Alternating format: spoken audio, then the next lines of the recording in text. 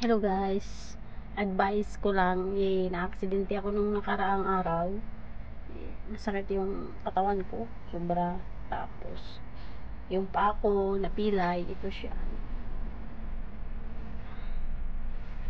Tapos ito kasi ano yung buto dito, yung joint natin dito, ito yung masakit.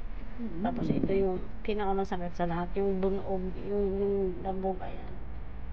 So, pag maglinis po tayo ng bintana, huwag po tayong gamit ng mga upo-upuan o mga bagay na hindi natin alam na kahit bakal pa yun, bibigay. Kasi bakal din yung pinutungan ko, hindi ko akalain na bibigay siya. Ang pinaka-problema sa akin yung dito.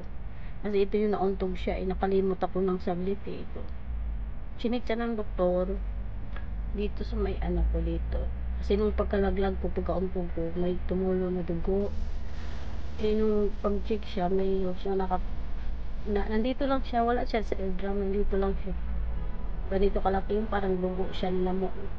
So, tinutunaw siya, may gamot ako na ipapatak para matunaw yung nabuo doon na ganito kalaki. Sana matunaw siya, kaya advice ko po bilang tayo, ang OFW tayo, huwag tayo basta-basta pumatong yung mga pag naglilinis tayo sa window. Huwag tayong basta-basta pumatong ng mga bakal pa pag naglilinis tayo ng window. So, mag-ingat po tayo lahat. So, yun lang po.